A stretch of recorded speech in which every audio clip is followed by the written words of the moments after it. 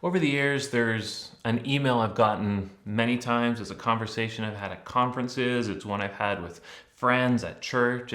It's one that comes up a lot, and today I'd like to address it. And essentially, it begins with something like this: help, my kid's looking at bad stuff on the internet. Parents have found their kid or caught their kid or discovered somehow that their young child, has been looking at some not so good stuff on the internet. The parent is concerned. They don't really know what to do about it. Today, I'd like to offer just a few thoughts on that.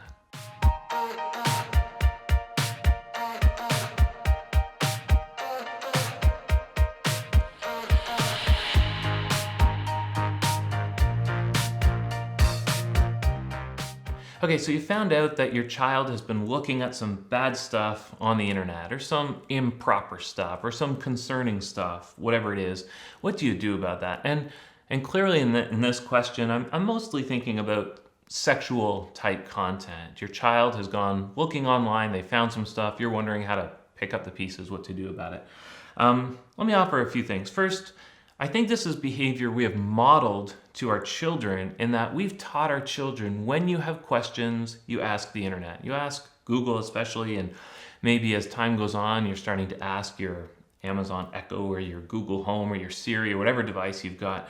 You're starting to model to children over the course of their young lives that you take your questions to the internet. That's something we do, and our kids learn the behavior. I've got this funny memory of when I was in, I think it was 8th grade, a kid in my class was looking in the dictionary, looking up bad words or looking up bodily words in the dictionary. Now, why would he do that? That's probably not something a kid would do today, but through his younger life, he had it modeled that when you have questions, you take it to a dictionary, you take it to an encyclopedia, right? And so when he wanted knowledge, that's where he went. That knowledge was natural for a kid his age, and then he went to the thing that had been modeled to him.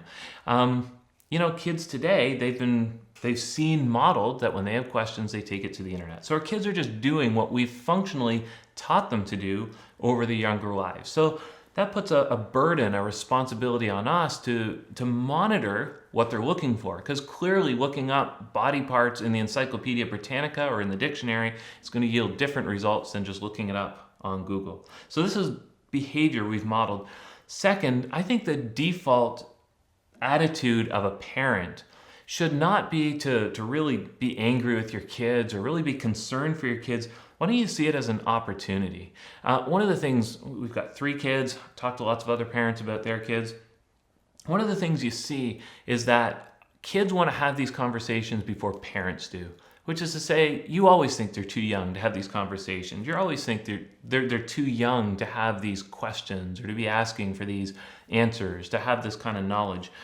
That's just the way it is. And so we have to be willing to respond to their questions. Most of the questions they have are going to be normal and natural and harmless. And if you just see this as an opportunity, so my kid went online and he Googled this term, I'll see that as an opportunity that I now have to address some questions he's got. What you don't want to do, and especially if this is the first, second time your child has done this, you haven't really laid down rules yet, don't freak out at your child. Don't yell at your child. You've got an opportunity here to insert yourself in as an authority who's trustworthy and reasonable and who can have good, beneficial conversations with your child, or you can insert yourself as this force who's just going to come down hard on your children and convince them, no, dad or mom is not a safe source to talk to. So see this as an opportunity. Respond very gently, respond compassionately to your child. Try to have those conversations, even awkward conversations. Try and find out, why are they asking these questions? Why do they want to have this knowledge? And then just provide a compelling answer for them. Be willing to introduce things a little bit before you think they're ready, but just respond to that.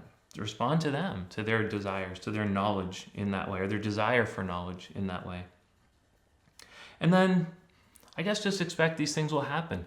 Respond to them by now seeing, okay, my child has looked for this. Now's my opportunity to talk about how we gain knowledge and where we're going to go to gain knowledge. So in the future, when there's other questions about maybe more serious topics or things that could lead to even worse search results, now hopefully they'll come to me instead of the internet. And maybe this is the time to put some device, some circle device or something like that between my child and the world that will monitor what they're doing, or covenant eyes that will stand between them and the world. So they're not just freely searching for things, but there's some trap, there's some filtering there that can keep them from some of the worst. So this is your time to respond compassionately and technologically.